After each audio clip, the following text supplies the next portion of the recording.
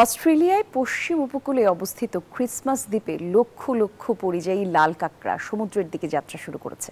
প্রতি বছরের মতো এবারও তারা তাদের বার্ষিক অভিবাসনের অংশ হিসেবে বনভূমি থেকে বেরিয়ে উপকূলের পথে রওনা দেয়। কাঁকড়া বেরিয়ে আসায় প্রকৃতির এই মনোমুগ্ধকর লাল যাত্রা প্রতি বছরই ক্রিসমাস দ্বীপকে রাঙিয়ে তোলে অনন্য এক সৌন্দর্যে।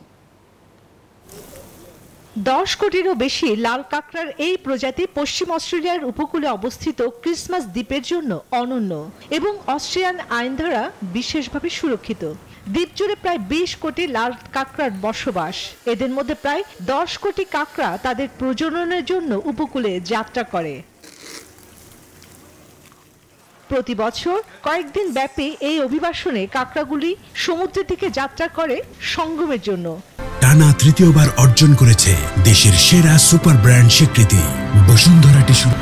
এরপর স্ত্রী কাঁকড়ারা ডিম পাড়ার উদ্দেশ্যে সমুদ্রের ধারে গর্তে আশ্রয় নেয় আর পুরুষ কাঁকড়ারা ফিরে যায় অভ্যন্তরীণ বনে। প্রতিটি স্ত্রী কাঁকড়ার প্রায় 1 লক্ষ পর্যন্ত ডিম দিতে পারে, যা পরবর্তীতে সমুদ্রে ফোটে।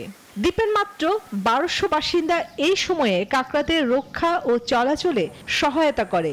কেউ ব্যবহার করেন পাতা ব্লোয়ার, কেউ বা বাগানের রেক। দিনের মাঝামাঝি সময়ে যখন গরম এবং রোদ থাকে তারা কেবল ছায়া খুঁজতে থাকে। তারা একরকম দলবদ্ধভাবে বেরিয়ে আসে এবং মূলত ধীরে ধীরে প্রাকৃতিক দৃশ্য, রাস্তা, বাগানের মধ্যে দিয়ে উপকূলে চলে যায়। অনেকে হয়তো এগুলোকে উপদ্রব ভাবেন, কিন্তু আমাদের কাছে ওরা ওই দ্বীপের প্রাণ। প্রকৃতির এই মহোৎসব শুধু দ্বীপের সৌন্দর্যই বাড়ায় না, বরং মনে করিয়ে দেয় মানুষ ও প্রাণীকুলের সহাবস্থানের এক অনন্য উদাহরণ ক্রিসমাস দ্বীপের লাল কাঁকড়ার এই যাত্রা।